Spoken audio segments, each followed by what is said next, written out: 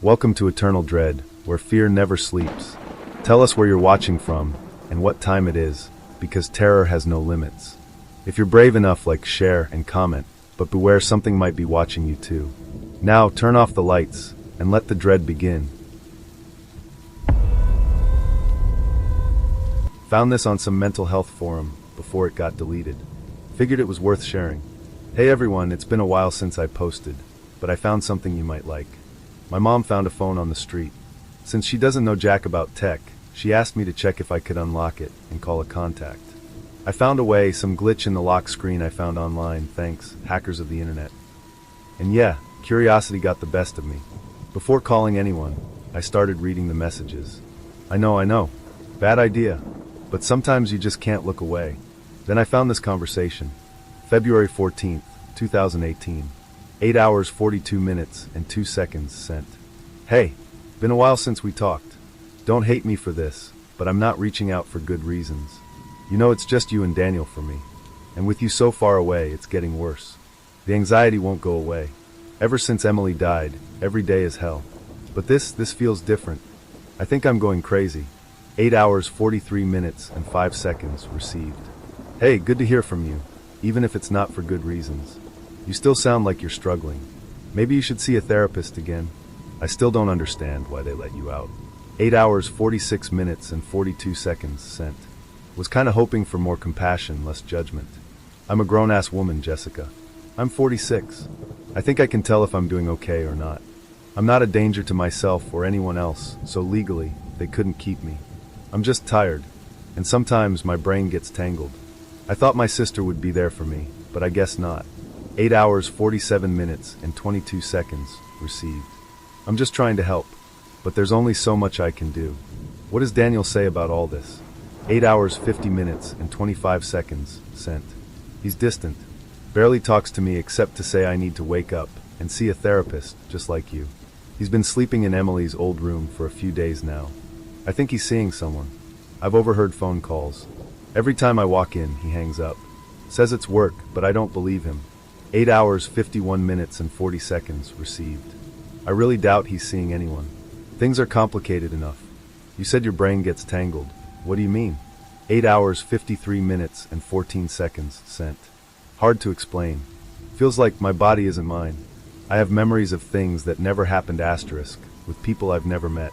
When I tell Daniel, he listens. He tells me to dig deeper, that it'll come back to me.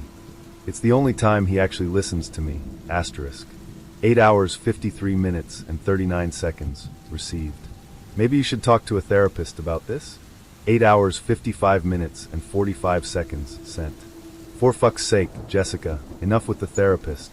And they're not memories. I never lived any of this. Anyway, I gotta go. 8 hours 56 minutes and 4 seconds received. Okay, take care. You know what I think? 8 hours 56 minutes and 11 seconds sent. February 15th, 2018. 4 hours 22 minutes and 53 seconds sent. Jessica, it's happening again. I think I'm losing my mind. I woke up in the middle of the night. Daniel wasn't there. I was mad. I was gonna confront him. But then, I walked past the mirror, and I saw Emily. It was quick, just a flash. But I swear it was her. A mother knows. A mother feels these things. 4 hours 23 minutes and 16 seconds sent. Sorry for the late message. 6 hours 30 minutes and 39 seconds received. Did you tell Daniel? 6 hours 31 minutes and 5 seconds sent. Yeah. He laughed nervously, then just broke down star. He's not handling her death well. They were close. But Jessica, if you only knew how much I miss her. Asterisk. 6 hours 32 minutes and 24 seconds received. I know. February 16th, 2018. 6 hours 32 minutes and 39 seconds sent. Sorry, I know it's late. I had a nightmare. But it felt so real, asterisk. The fire. I keep dreaming about the fire. But this time it was different. This time, I was the one trapped in the room, asterisk. Jessica, I swear to God, I felt it, star. The heat. The pain. The asterisk smell, star. Jesus, the smell. I don't think I'll ever forget it, asterisk. 6 hours 43 minutes and 21 seconds received. What exactly do you remember? 6 hours 44 minutes and 38 seconds sent. You know I don't like talking about this. 6 hours 45 minutes and 27 seconds received. I know, but your therapist was working through this with you, and it was helping. Just try, please. You need to do this on your own. 6 hours 48 minutes and 23 seconds sent. We were sleeping, me and Daniel. We'd fought with Emily that night. Something about a party. Boys. First big fight. We went to bed. After that, it's all a blur. I hear Daniel screaming. I smell smoke. Heat everywhere. 6 hours 48 minutes and 38 seconds sent. Daniel is carrying me. We're leaving Emily's room. But she's not with us. 6 hours 49 minutes and 3 seconds received. Why were you in Emily's room? 6 hours 49 minutes and 20 seconds sent. I don't know. Why are you asking me that? 6 hours 50 minutes and 16 seconds received. Think, please. What were you doing in there when Daniel found you? You have to remember, but you have to do it. 6 hours 50 minutes and 33 seconds sent. I don't know. I think I was sleeping. 6 hours 53 minutes and 48 seconds received. Sleeping. In Emily's room. 7 hours 1 minute and 37 seconds sent. Yes. Maybe. I don't know. Maybe Daniel and I fought, and I crashed there. I don't remember. 7 hours 1 minute and 56 seconds received. Okay. And then? 7 hours 2 minutes and 51 seconds sent. Nothing. Blackout. I woke up in the psych hospital star. Daniel was there. He came every day, asterisk. 7 hours 3 minutes and 21 seconds received. Why were you hospitalized? 7 hours 7 minutes and 11 seconds sent. What the hell, Jessica? My daughter died. Burned alive. Is that not a good enough reason to lose my fucking mind, asterisk? Asterisk. 7 hours 7 minutes and 42 seconds received. Yes. But, how did the fire start? 7 hours 7 minutes and 58 seconds sent. You know, the firefighters said a candle tipped over in Emily's room. 7 hours 10 minutes and 17 seconds received. And what was she doing? 7 hours 12 minutes and 57 seconds sent. She was burning photos, star. Of the three of us. She was pissed off. Just asterisk stupid teenage angst bullshit, star. What's your point? You trying to make me feel guilty? Make me say it's my fault. Asterisk. 7 hours 13 minutes and 19 seconds received. The firefighters never mentioned burned photos. Just a candle. 7 hours 15 minutes and 38 seconds received. No, but you were. Emily. You remember it because it's your memory, star. You started the fire. You burned the photos after fighting with your parents. Your mother died in the fire. Daniel carried you out, but you passed out from the smoke. Asterisk. You woke up on the stairs. You saw your mother burning alive, star. Asterisk. Daniel couldn't save her. This is the second time you've been hospitalized. And every time you forget, star. Baby, asterisk, it's not your fault, star. You don't have to live for her, asterisk. You have to forgive yourself. 7 hours 16 minutes and 39 seconds received. Asterisk, Daniel is taking you to the hospital now. They're gonna take care of you. Love, your aunt. Asterisk found this on some mental health forum before it got deleted. Figured it was worth sharing. Hey everyone, it's been a while since I posted, but I found something you might like. My mom found a phone on the street. Since she doesn't know jack about tech, she asked me to check if I could unlock it and call a contact. I found a way, some glitch in the lock screen I found online, thanks, hackers of the internet. And yeah, curiosity got the best of me. Before calling anyone, I started reading the messages. I know, bad idea. But sometimes you just can't look away. Then I found this conversation. February 14th, 2018. 8 hours 42 minutes and 2 seconds sent. Hey, been a while since we talked. Don't hate me for this, but I'm not reaching out for good reasons. You know it's just you and Daniel for me. And with you so far away, it's getting worse. The anxiety won't go away. Ever since Emily died, every day is hell. But this feels different. I think I'm going crazy. 8 hours 43 minutes and 5 seconds received. Hey, good to hear from you, even if it's not for good reasons. You still sound like you're struggling. Maybe you should see a therapist again. I still don't understand why they let you out. 8 hours 46 minutes and 42 seconds sent. Was kinda hoping for more compassion, less judgment. I'm a grown-ass woman, Jessica. I'm 46. I think I can tell if I'm doing okay or not. I'm not a danger to myself or anyone else, so legally, they couldn't keep me. I'm just tired, and sometimes my brain gets tangled. I thought my sister would be there for me, but I guess not. 8 hours 47 minutes and 22 seconds received. I'm just trying to help. But there's only so much I can do. What does Daniel say about all this? 8 hours 50 minutes and 25 seconds sent. He's distant. Barely talks to me except to say I need to wake up and see a therapist just like you. He's been sleeping in Emily's old room for a few days now. I think he's seeing someone. I've overheard phone calls. Every time I walk in, he hangs up. Says it's work, but I don't believe him. 8 hours 51 minutes and 40 seconds received. I really doubt he's seeing anyone. Things are complicated enough. You said your brain gets tangled. What do you mean? 8 hours 53 minutes and 14 seconds sent. Hard to explain. Feels like my body isn't mine.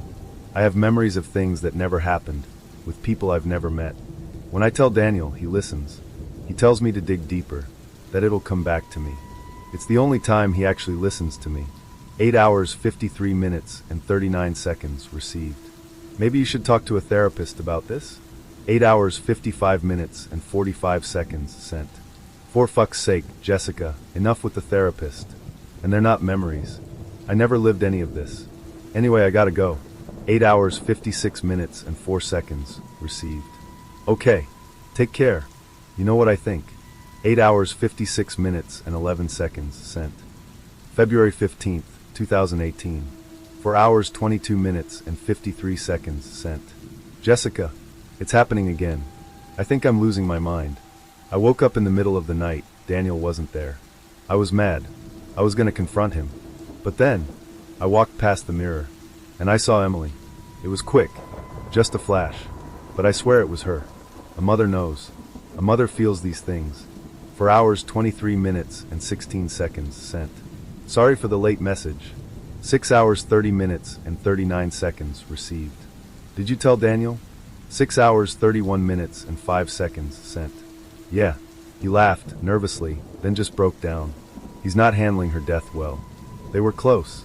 But Jessica, if you only knew how much I miss her. 6 hours 32 minutes and 24 seconds received. I know. February 16th, 2018. 6 hours 32 minutes and 39 seconds sent. Sorry, I know it's late. I had a nightmare. But it felt so real. The fire. I keep dreaming about the fire. But this time it was different. This time, I was the one trapped in the room. Jessica, I swear to God, I felt it. The heat. The pain. The smell. Jesus, the smell. I don't think I'll ever forget it. 6 hours 43 minutes and 21 seconds received. What exactly do you remember? 6 hours 44 minutes and 38 seconds sent. You know I don't like talking about this. 6 hours 45 minutes and 27 seconds received. I know, but your therapist was working through this with you, and it was helping. Just try, please. You need to do this on your own. 6 hours 48 minutes and 23 seconds sent. We were sleeping, me and Daniel. We'd fought with Emily that night. Something about a party. Boys. First big fight. We went to bed. After that, it's all a blur. I hear Daniel screaming. I smell smoke. Heat everywhere. 6 hours 48 minutes and 38 seconds sent. Daniel is carrying me. We're leaving Emily's room. But she's not with us. 6 hours 49 minutes and 3 seconds received. Why were you in Emily's room? 6 hours 49 minutes and 20 seconds sent. I don't know. Why are you asking me that? 6 hours 50 minutes and 16 seconds received. Think, please. What were you doing in there when Daniel found you? You have to remember, but you have to do it. 6 hours 50 minutes and 33 seconds sent. I don't know. I think I was sleeping. 6 hours 53 minutes and 48 seconds received. Sleeping. In Emily's room. 7 hours 1 minute and 37 seconds sent. Yes. Maybe. I don't know. Maybe Daniel and I fought, and I crashed there. I don't remember. 7 hours 1 minute and 56 seconds received. Okay. And then? 7 hours 2 minutes and 51 seconds sent. Nothing. Blackout. I woke up in the psych hospital.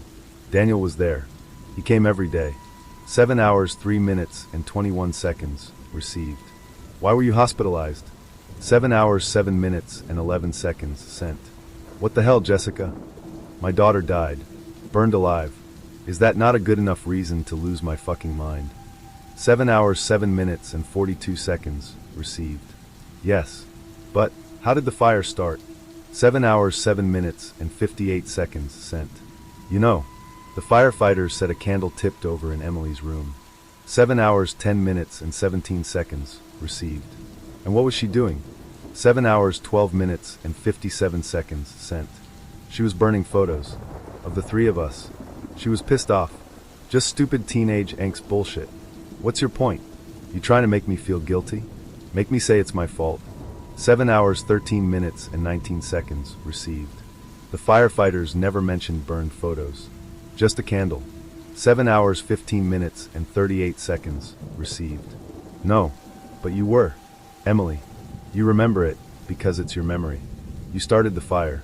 You burned the photos after fighting with your parents. Your mother died in the fire. Daniel carried you out, but you passed out from the smoke. You woke up on the stairs. You saw your mother burning alive. Daniel couldn't save her. This is the second time you've been hospitalized. And every time you forget. Baby, it's not your fault. You don't have to live for her. You have to forgive yourself. 7 hours, 16 minutes, and 39 seconds received. Daniel is taking you to the hospital now. They're gonna take care of you. Love, your aunt. The first time I noticed my son Theo was different was when I caught him eating a dead bird he found in our backyard. I pried open his bloody hand and discarded the remains, while he sat on the grass, unfazed by my horror. He was 8, and was losing his baby teeth. Kids normally have strange eating habits during this period, but not this strange. My wife and I took him to the pediatrician, who assured us that there was nothing unusual about his development. Every kid expresses this phase differently, the doctor told us. It's just a matter of making him understand what's appropriate and what's not. He'll learn. Well, he didn't, despite our constant reminders of what was food and what wasn't. One day, my wife couldn't find him in his room and panicked, searching every corner of the house. She found him in the basement, eating what looked like a dead mouse, his expression blank and innocent. She noticed he was chewing carefully, as if adjusting to the gap left by his missing teeth. A week later it was another bird, this time larger. My wife, ever the optimist, accepted the pediatrician's reasoning and took extra precautions to keep him away from animals. And it worked for a few weeks, but then we got an urgent call from his school asking us to come immediately. When we arrived, they informed us Theo had bitten a classmate's shoulder so hard that he had nearly torn off a strip of flesh. To make matters worse, as the injured child was rushed to the infirmary, Theo remained motionless in his chair, indifferent, licking the blood from his hands. He got suspended until the school knew what to do. This incident left no doubt in my mind. Something was truly wrong with him. My wife, now in tears, and I took him straight from school to a series of medical evaluations, from psychiatrists to neurologists. We needed to find out why he was doing those things. I even called the adoption agency that had placed him with us to check if his file had any listed conditions, but strangely, the number kept returning as non-existent. We stayed at the hospital until late at night, with many of the test results expected the following day. Back home, we didn't even know what to say to Theo. Should he be grounded? Lectured? Medicated? We had no idea. In his room, he went to play with his toy cars, appearing every bit the perfect little angel, unaware of any harm caused. His mother made him dinner and put him to bed, and even though he barely ate, his actions seemed just like the sweet and well-mannered boy he had always been. The next morning, I needed to get something done at work, agreeing with my wife that I would return as early as possible to help with Theo. But as I was driving, I got a call from one of the doctors who had examined him the day before. "Sorry to call you this abruptly. Can you talk now?" he asked, his voice concerned. I pulled over and said that I could. "I just sent you an email with the x-ray we took of Theo's face yesterday, and we found something very peculiar," he said.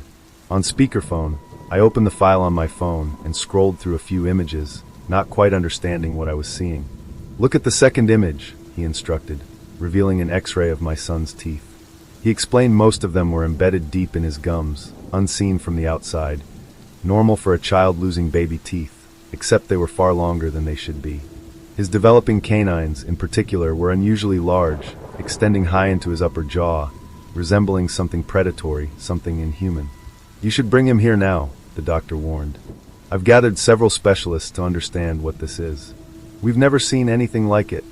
I told him I would go right now and rushed back home, calling my wife repeatedly, but she never picked up. I burst back through the front door to see a scene I would like to one day be able to erase from my memory. Her body was laid on the living room floor, white as snow. Theo was crouched beside her, his mouth smeared with red. He had bitten into her neck, tearing away a chunk, and was chewing it with the same innocent delight of a child enjoying a crisp apple.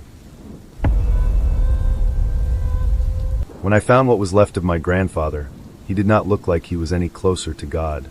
His flesh creaking like the boughs of a tree. I might not have recognized what I was looking at if he hadn't whimpered at my light.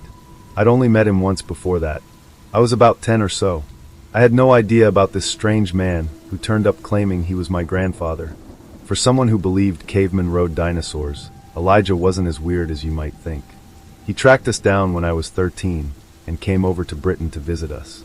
Dad had never mentioned his biological father, and while the old man seemed regretful about the lost time, he didn't sit around crying about it either.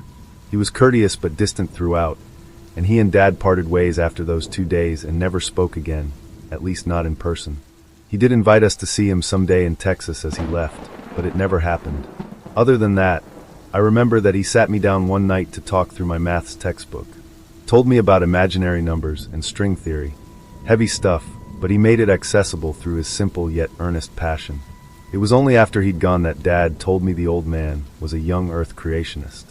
Believed the Earth was around 6,000 years old, and that every last solemn word in the Bible was to be taken literally. 28 years later, and I was standing in the lobby of Elijah's privately owned museum that had passed to me after my father's death. Dad had never told me about either the museum or Elijah's own passing, but going through his estate turned it up, and I was as surprised as anyone to find out I was now the owner of 60 acres on the other side of the world. The whole place was dedicated to teaching the biblical science of the world's creation. I saw stone slabs with human footprints displayed like great treasures, some of them 16 inches heel to toe, and with little placards explaining that the rocks were proof of humans coexisting with dinosaurs. There was a whole jungle room with plastic caveman versions of Adam and Eve crouched over a paper cutout fire, while on the opposite side of the room a badly made stegosaurus watched Cain push Abel to the ground. Although the most ludicrous was the one where 2 generic-looking cavemen used raptor claws to harvest wheat. It was imaginative, I'll give him that, but it wasn't especially convincing. How or why Elijah was so obsessed with creationism was something of a puzzle to me. He'd begun his career with a PhD in mathematics and a short stint teaching at a local college, and part of the reason I spent so much time in that museum packing up his things was to try and figure him out. During that time, I learned 3 key things. First, Elijah argued furiously with every other creationist he could find and burned every bridge there was. Without their support, he had almost no visitors during the 30 years the museum was open.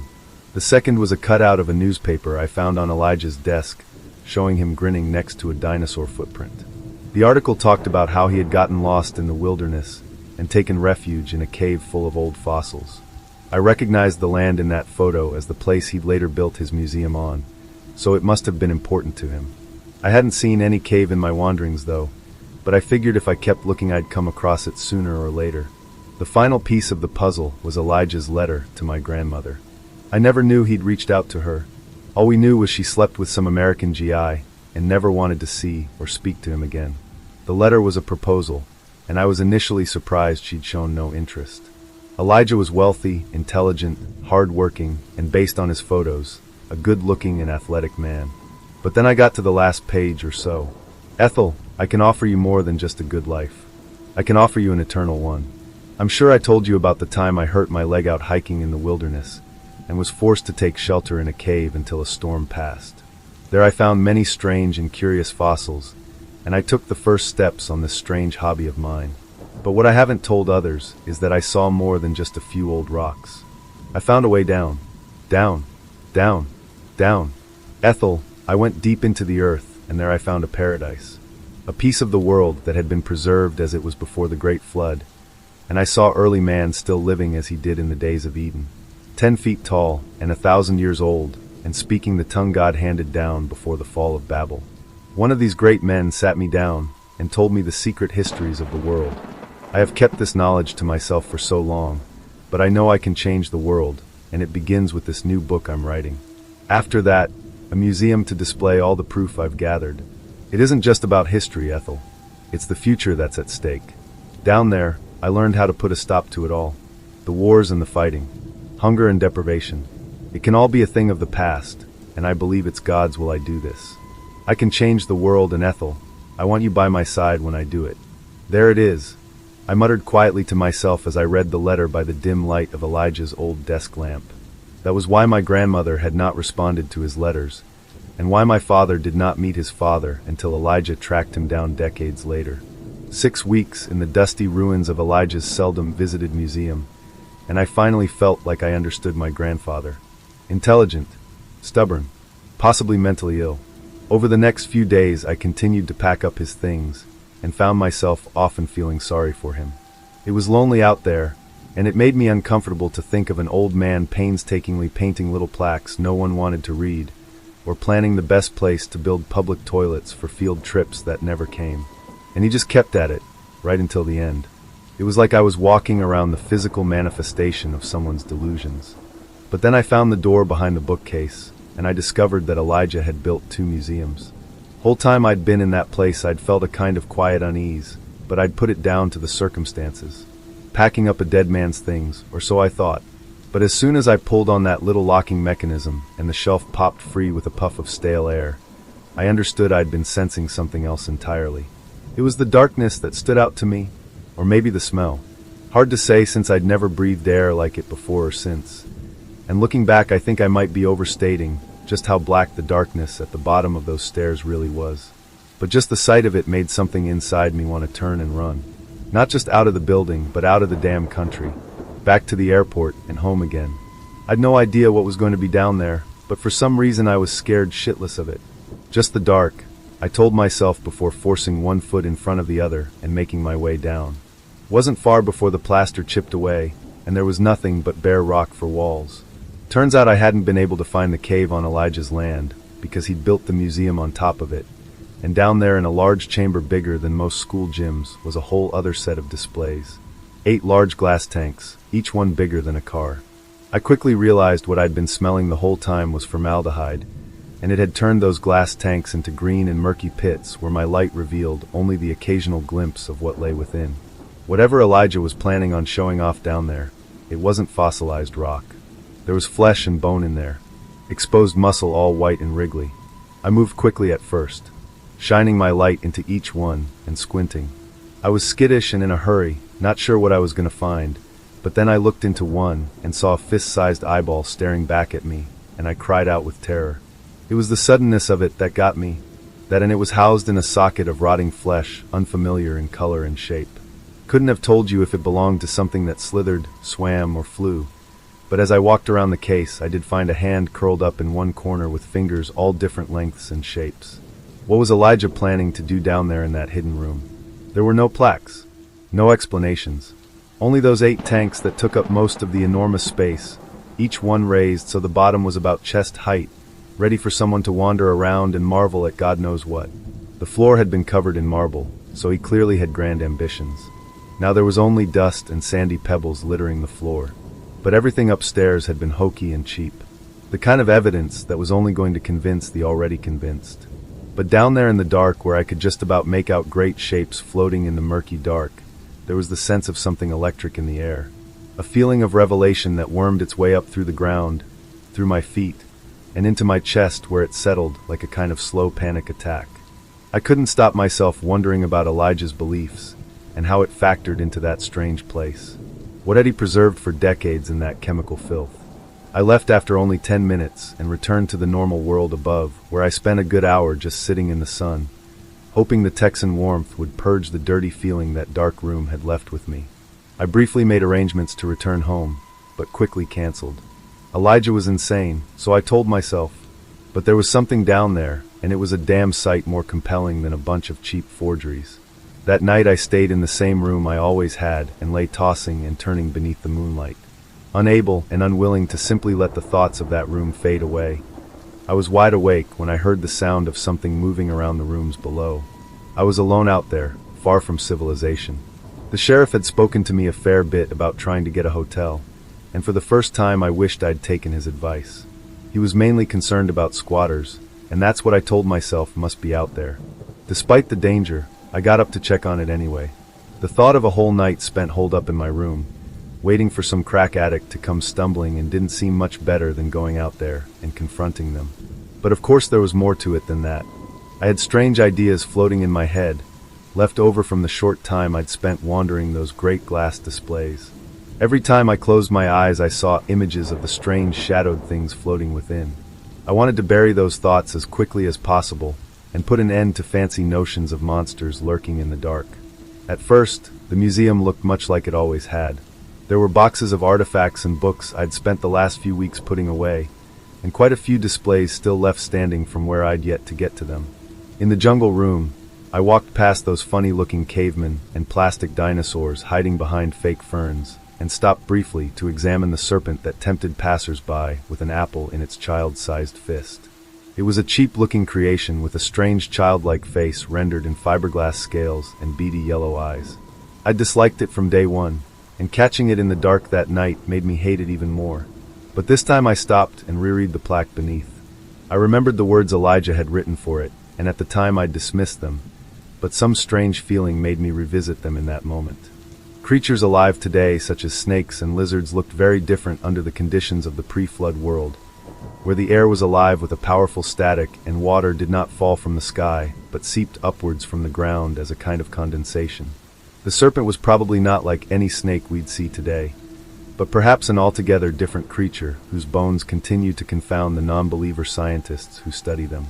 Only through the Bible can we realize what such fossils truly represent. This is just one interpretation of what the serpent that tempted Eve may have looked like. When I looked up, another pair of eyes were gazing at me from over the mannequin's shoulder. I could not see the face that hid behind the fake plants, but there was no denying the two yellow reflective points that fixed me momentarily before blinking, one at a time. I froze, terrified by such a primal sight as a pair of predatory eyes gazing at me from the dark, and watched in terror as they slinked away and disappeared entirely. There followed the sounds of a few rapid and wet footfalls across the tile floor as something in that room crawled quietly into the shadows. That night, I barricaded my bedroom door, and come morning, when I felt a little braver in the daylight, I checked the jungle room and found wet and slimy tracks leading into Elijah's office, where they disappeared behind the bookcase and into the cave below. It was crazy, I told myself. All of it was madness. But I couldn't shake my curiosity, and if you were me, you wouldn't have been able to either. This was like seeing the ice wall in the Arctic, proof of some mad conspiratorial gibberish that we've all been peddled for years through rapid-fire YouTubers who talk about flat earths and giants under pyramids. It was as if I'd felt what Elijah had spoken of. The air really was electric down there. The ground was different. But as much as I hated to even give his beliefs the tiniest iota of credit, I could think of no other way to describe it than I had briefly stood in the conditions of another, older world. I had to make sense of it. I'd spent weeks putting away badly made fakes and forgeries. Footprints with visible tool marks, badly rearranged dinosaur bones, and dioramas of raptors in Noah's Ark. Elijah had found something, all right, but I was certain it wasn't proof of his worldview. I just had to understand it on my own terms. Despite every bit of apprehension, I went back down the staircase. This time I took a crowbar and slipped a claw hammer in one belt loop just in case. I also brought a few wired floodlights and set about lighting that main room up so I could get a proper look. It didn't help me see what was in those cases any better. If anything, the bright lights scattered even harder in the filth, and it all looked like a kind of pale green jelly. But I did find two doors I hadn't noticed the last time. One was a simple wooden one that led into a small closet full of old journals and cassettes. The other was like a metal bulkhead, the kind that'd be used on a ship to seal a flooding hallway.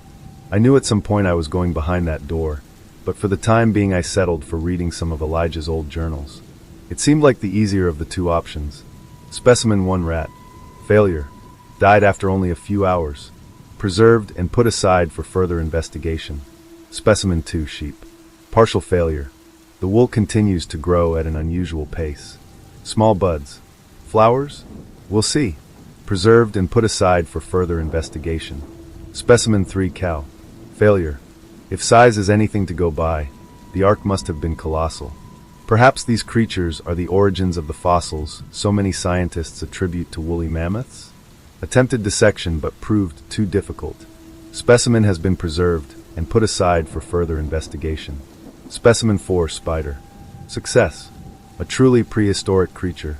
It returned to its aquatic roots and lived for many days in its tank before dying during an escape attempt. To think these things once swam in the oceans. I have preserved the specimen for further investigation. Specimen 5, lizard. Success. The primitive attempts at speech were a promising sign. Euthanizing it proved difficult, but ultimately necessary. The things it said could not have been permitted in a God-fearing society. Preserved for further investigation. Specimen 6, cactus houseplant. Success? Relatively unchanged in outward appearance, but dissection revealed the insides had developed a meat-like appearance. Continues to grow despite best efforts. Preserved in the hopes the formaldehyde will kill it, but must keep a close eye on its display. Specimen 7, blue catfish. Success! The origins of the great Leviathan perhaps lie within creatures such as this. Its growth was extraordinary, and it will be a struggle to fit the beast inside one of the displays. I do not envy the ancient sailors who encountered one of these in open waters. Specimen 8, sparrow. Failure. Dreadful mistake. Euthanized itself while screaming obscenities. The things it said were extremely blasphemous. Preserved and put aside for further investigation. Specimen 9. Despite my best efforts, exposure to pre-flood conditions has begun to affect me. I will have to join the great men below, if they will have me. I will not be able to continue my great work, and that saddens me deeply. Not a success, but not a failure either. At least I can take solace in knowing this will bring me closer to God. I looked at the tanks and suppressed a shudder.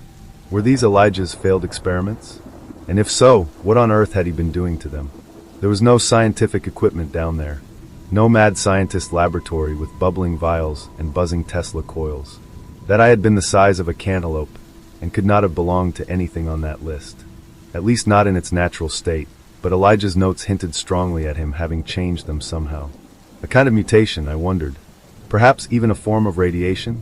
For a moment I considered going through the rest of the notes, but that was just delaying the inevitable. I was impatient, curious, and desperate to make sense of these things. So I approached the great metal door and reached for the lock, but hesitated when I heard a sound on the other side. A gentle susurration. I leaned forward and listened as intently as I could. Jacob, open the door. It was not a sound. It wasn't.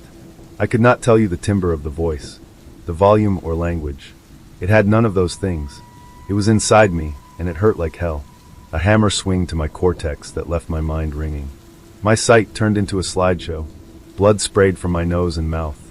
The floor was suddenly inches from my face, and then my hands were reaching for the locking wheel. I dragged myself to my feet and gripped it steadily.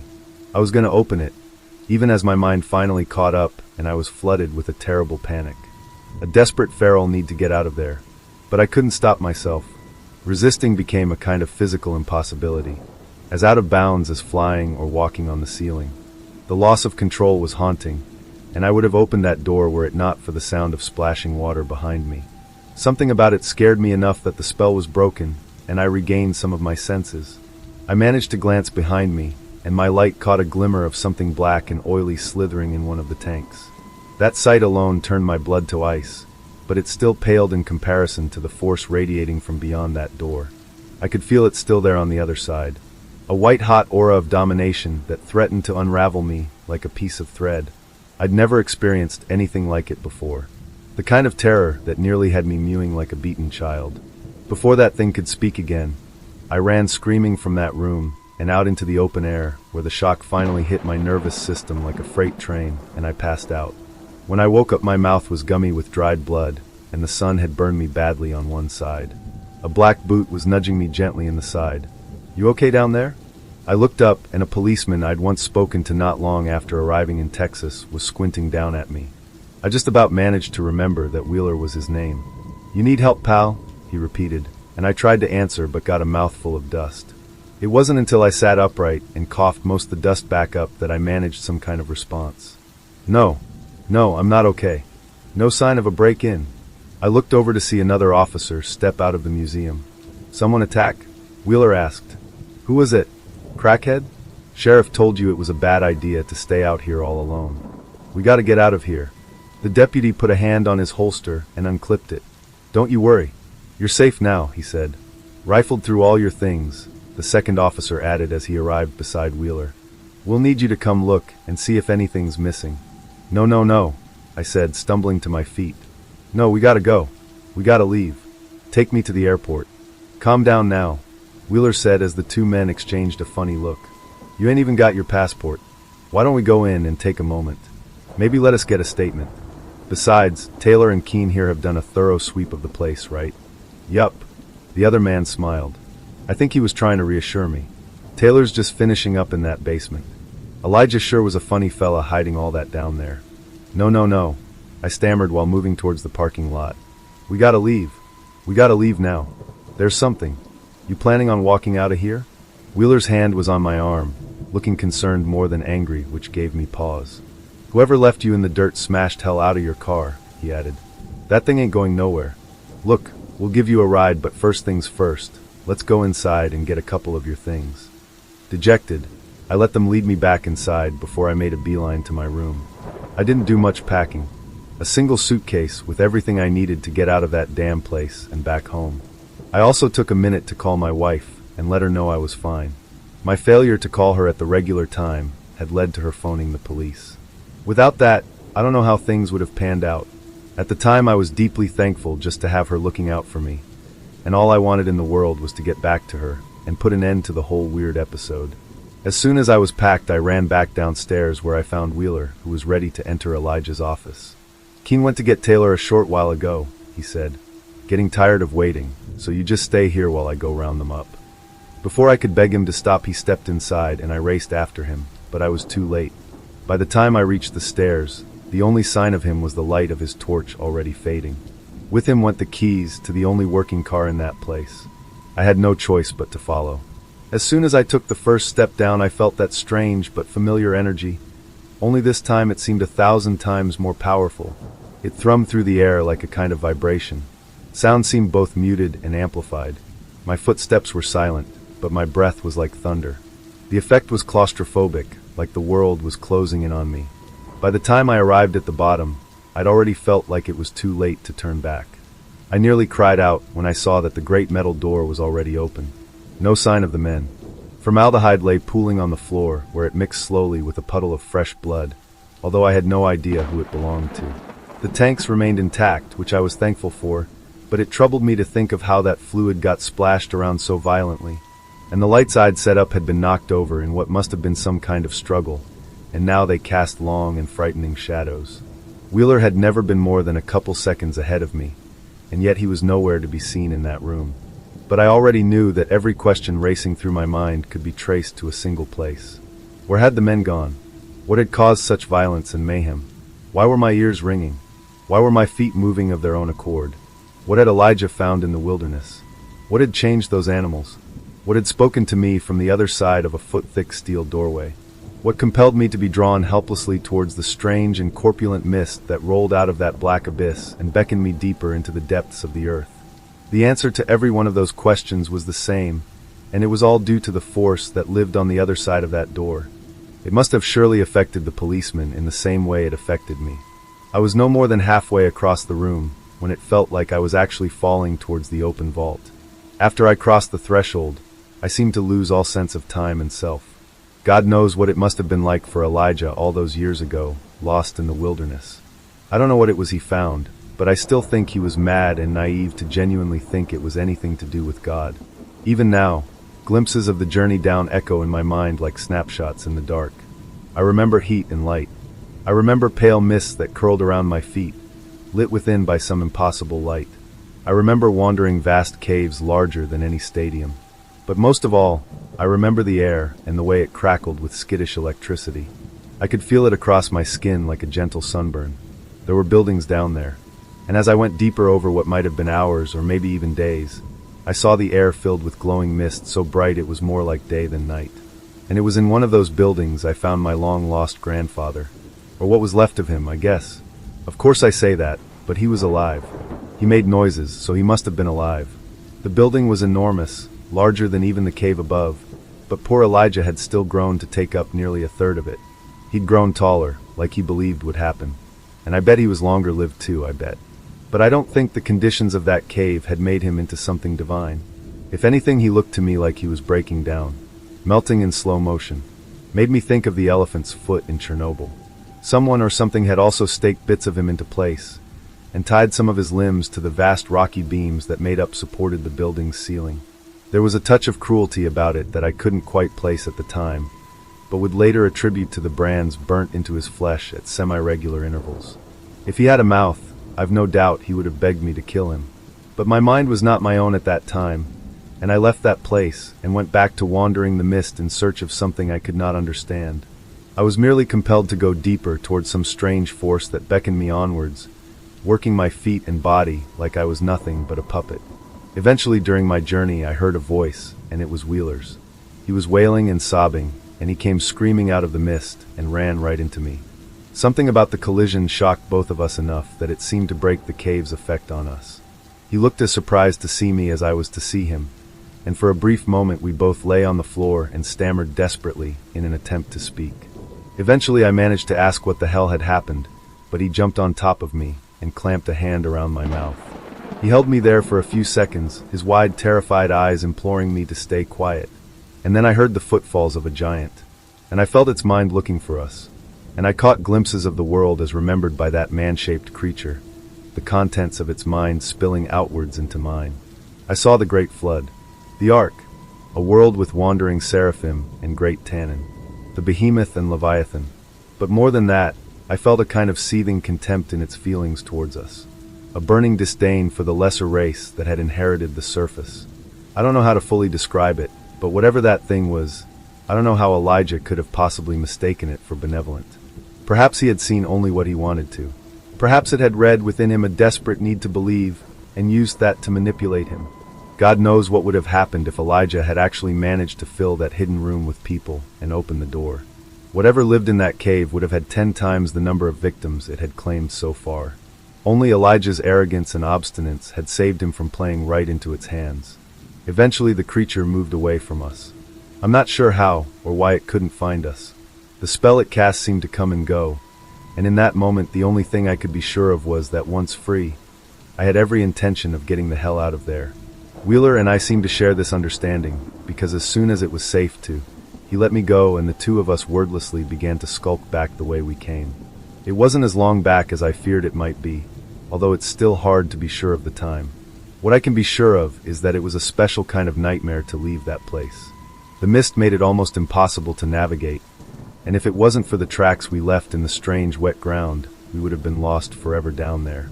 Even then, we often got waylaid and had to take hours just to find our back to the track. And more than once we found ourselves forced to hide in crevices and caves as terrible things drifted close in the fog, drawn perhaps by our scent or some other strange force. But eventually we found ourselves hiking our way upwards at a steep and familiar incline where the mist thinned out almost entirely. By the time we were finally stumbling back out into the hidden room with the glass tanks, I had managed to grow a fair bit of stubble, and I noticed that what was once fresh blood had now congealed into a dark rust-colored brown. At a guess, we were down there for a good 2 or 3 days. I'm only thankful our memories of it were so broken. Wheeler almost immediately made a beeline for the exit, but I grabbed him and pulled him back. The door, I gasped while grabbing the locking wheel and trying to push it shut. But I was weak, and it took both of us trying with all our might to finally swing it closed. Once the mechanism clicked into place, I tried to turn and run, but something in me gave out, and I collapsed to my knees where I began to heave and cry. Wheeler placed one hand on my shoulder and slowly pulled me back to my feet. "What the fuck was your grandfather up to out here?" he moaned as we both limped towards the exit. "God knows," I muttered, and as I placed my foot on the first step up, I felt the deepest relief I've ever known flood through my body. "Wake up." The voice was as clear as day, but this time there was no pain. I looked to Wheeler to confirm that he'd heard it too, and sure enough he was staring at me with a horrified expression. But the command made no sense, and it seemed to be distant, almost thinned. Was it the distance? I wondered. Or the door? Elijah must have put the barrier there for a reason. But I couldn't be sure that was the only reason that the voice felt different somehow. But then I heard the sound behind me, and I realized why those words had seemed so strange. The command wasn't meant for us. The glass tankers broke, one by one, and Wheeler and I both turned to see the room flood with formaldehyde and slick, oily flesh. The smell alone was enough to make me recoil and cry out, but then I saw them. The creatures within. God, most of them merely thrashed around. I don't know what was what. I simply don't know. Something fish-like, I suppose, screamed in an almost human voice and rolled around in the slick waters. Another thing was pulling apart its face with a starfish-shaped hand. One was just a pile of legs that wrapped around a central mass. But one of them was rising to its feet. Two yellow eyes glaring back at me from the dark, the irises glowing with a sickly rage. It looked almost human. Before I had time to react, the creature leapt at us both and sent us both sprawling onto the steps where I hit my head. For a few terrifying moments I felt myself being dragged slowly down into that disgusting liquid, where strange tentacles and insectal legs thrashed violently for some kind of purchase. I remember something hairy and chitinous brushing against my cheek, and the disgusting sensation was enough to bring me back to my senses. When I looked over, there was Wheeler being pulled right beside me. He was semi-conscious and groaning, and I realized it was up to me to try and get us out of there. I kicked violently at the strange thing pulling us. It was smaller than I thought, a bit bigger than most children, but it held onto my leg with an iron grip. But my movement woke Wheeler, who, finally coming around, began to fight back. Both of us kicked as violently as we could, and seemed to enrage the monster that was fighting to pull us towards the door. With a strange hiss, it let me go and turned towards Wheeler, lashing out with a single swipe of its hand. Almost immediately, there was an arterial spray of blood and a death rattle from the officer's lips that made my blood run cold. For a few desperate seconds, the dying man seemed to fumble towards his belt and grabbed something in his fist. I hoped it was a gun, but instead his limp hand fell open and revealed a beaten old Zippo lighter and his car keys. I don't know if he meant to, but in that moment Wheeler saved my life. I grabbed both items and ran as quickly as I could. Reaching the steps and refusing to look back for even a second, I lit the Zippo and tossed it behind me, praying to God that this final gambit would work. Something took a swipe at my back, a hot burning sensation followed by a warm trickle that ran down my legs. My final memory before I stumbled face first and hit my head again was one of light and heat, a blinding flash and a terrible whump that pushed the last glimmers of my consciousness aside and left me drifting in darkness. I never recovered from my time in Elijah's museum. Most of my back was burned. I never even made it to the car. Police found me having crawled just outside while the entire place went up in flames. The plume of smoke was what caught their attention, and when they arrived I was soon rushed off to hospital. The death of Wheeler was attributed to a violent attacker, mainly on account of the damage to his body after they pulled it out of the fire. Not just burns, of course, but the slashed throat and damaged vertebrae. Taylor and Keene, while never recovered, were both considered victims of the same attacker. For my part, I never contradicted this theory, but I never could quite bring myself to outright say some crazy addict was the reason for the fire and the men's deaths. Besides, I had my own issues to deal with. Third-degree burns over most of my back, and damage to my spine that left me with severe nerve damage. It'd be a lifetime of work just to get back on my feet, so the doctor said back then. As for the museum, I'm glad it went up in smoke, and I'm glad the explosion caused a cave-in down there. My memories of the cave itself are still quite fuzzy, of course. I've relayed as much as I can. We went down, we saw things, then came back. The images the giant pushed into my mind. I'm still not sure how trustworthy they were. I still don't believe Elijah's interpretation of that cave was correct. I don't think the earth is only 6,000 years old, or that the Bible is to be taken literally. But they say humans evolved over 1,000,000 years ago. I guess there's a lot of history that got lost along the way. As for Elijah's theory that the conditions of the cave would cause some divine change in humans, well, I can remember him clearly enough to know there was nothing godly about what happened to him. And as for me, the doctors keep scanning me. It was once every 6 months, then 3, then 1. Then I was being called into the hospital near every other day, and now they won't even let me out of my room. They won't tell me what's wrong, or why I sometimes wake up to find my back itching like it's covered in 1,000 ants. Or why the last nurse who gave me a sponge bath ran out sobbing halfway through. They took me in for surgery a few days ago, and when I woke up they'd amputated something from my leg, but they wouldn't tell me what. I'm lucky my wife managed to sneak this phone in. It's the only communication I have with the outside world. I'd like to see her again, but I'm not sure I will. I guess I was down in that cave for too long. But I know it's getting worse, and that I don't have much longer. The last doctor who came in wore a hazmat suit, and I'm pretty sure when he left he was still coughing up blood. I think I'm in a stranger's car, wearing the face, mask and voice of my friend. It sounds like them, it breathes like them. It is for all intents and purposes my friend. He scratches his arms when he's nervous, hums along to a tune stuck in his head, scans the forest as he drives, but he is not him. I think this is where people post strange experiences. So while he keeps his eyes on the road, I'm typing this out on his phone in hope one of you can help me. I mean, surely this has happened to someone else. So I suppose I'll start from the beginning, to give you as much information as possible. I don't know how much of this is useful, but while I asked my wonderful roommate to drive me to the library on campus, it was late in the evening around 7:30. I don't remember what was said or getting to the car, but not out of any supernatural reason, just because it was so mundane. I do remember thanking him because he hates leaving once he gets back from dinner, but it was so cold out and I didn't feel great being a woman alone walking for 30 minutes to the library. Once we were leaving the apartment complex, we were stopped at the light to get towards the campus. He had complained, "God, that light always is red when I get to it, no matter what time. I don't think it's ever been green when I get to it." The moment the words left his mouth it turned green, and he drove through turning left into the forest. See, our campus is laid out in a straight line with forest on both sides, making it a large oval. You can't go through it, so you had to drive around the campus through the forest to get anywhere. I don't know if I'm explaining this well, but it's a surprisingly long drive through the forest to anywhere on campus, always slightly longer than you expect. A guy had crossed in front of the car carrying a keyboard without a case or anything. And before you judge my friend, please do remember it's late at night, and we are college students, he said.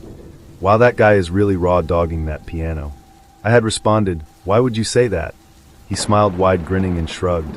I asked again, "Why on earth would you possibly say that?" I think I laughed, but I don't remember. It was just so random. He shook his head.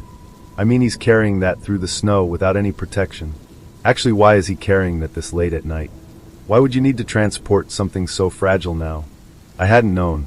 Maybe I suggested an explanation, or maybe I had just zoned out. Eventually he said, "The snow and fog are a bit scary.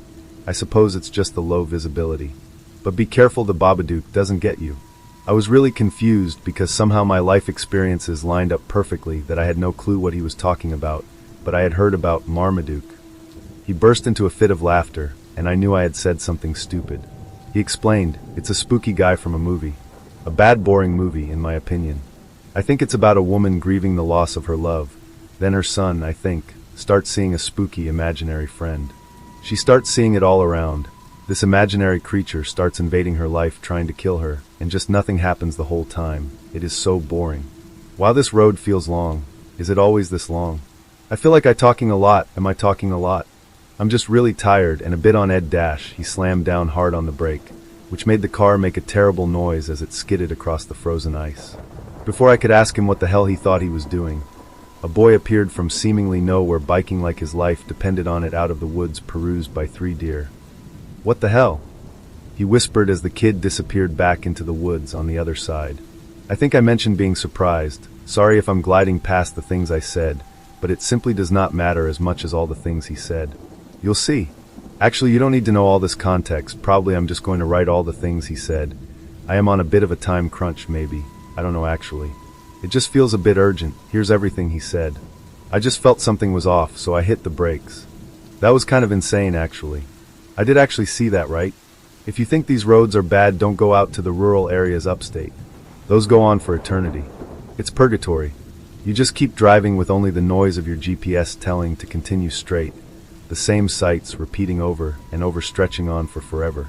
Don't worry, the library is open. I'm pretty sure it closes at 9. No way the library is closed. Oh my God, we are finally out of the woods. We're not out of the woods yet, except we are.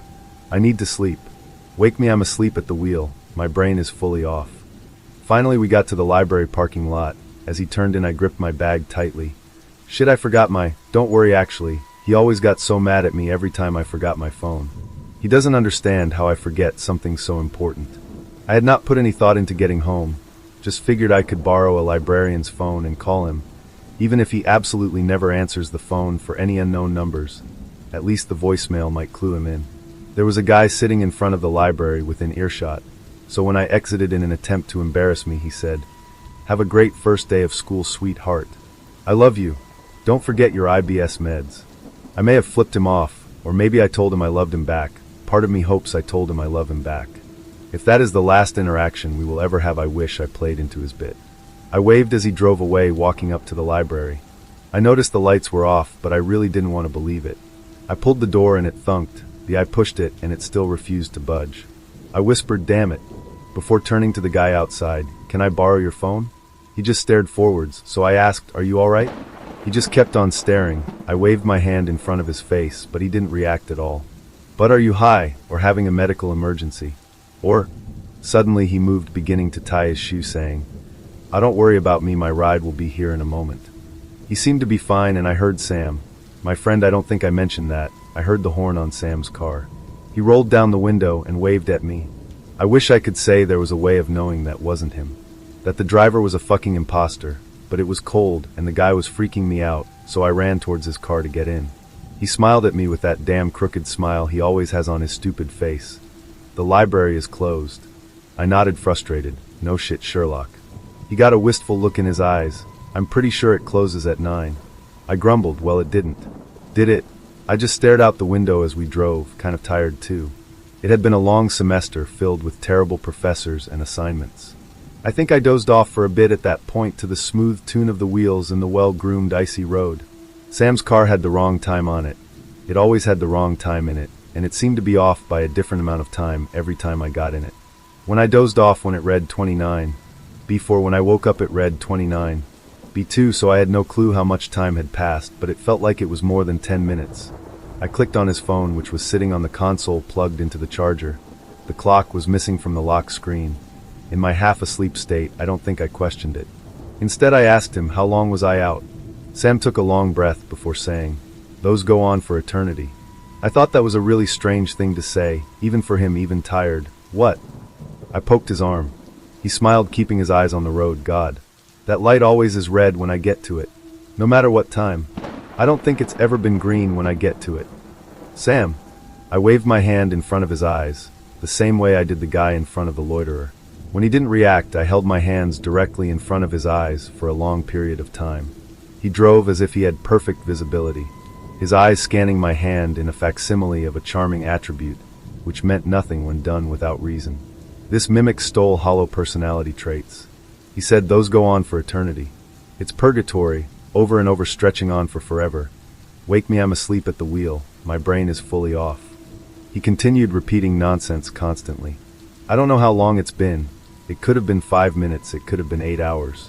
The road just continues, never ending nor changing at all. The bumping of the wheels is making all the thoughts leave my brain. I feel like I can't hold on to any thought for more than a couple of seconds. I think I'm going to die. The snow stopped at some point. Not that it stopped falling, but it's now suspended in air. I grabbed his phone what felt like an eon ago. I considered calling the police, but what would I say? That I think I've been on a road too long, that my friend is talking nonsense. I don't know anyone else to call. I don't have phone numbers memorized in Sam, and I don't have any mutual friends. I considered fighting him, but he is a rugby player, and I am 5 feet 2 inches and disabled. Even if I somehow managed to overpower him, we would definitely drive off the road in the ensuing conflict. Even blinking feels like it takes up an insurmountable amount of energy. I am typing this with one finger as I'm slumped over. I can't think much anymore. Thoughts are getting harder. My brain hurts. Is this normal? I don't think it is. I think I'm going to die. No, I know I'm going to die. He's still talking, so loud it hurts. The library is closed. So fragile now, grieving the loss of her love. Everything hurts. Someone help me. I love you. I think he went through this too. Sometimes he says new things like th and it scares me. And he went through it alone. ICA and TMOVVE3, I'm going to die, I'm sorry.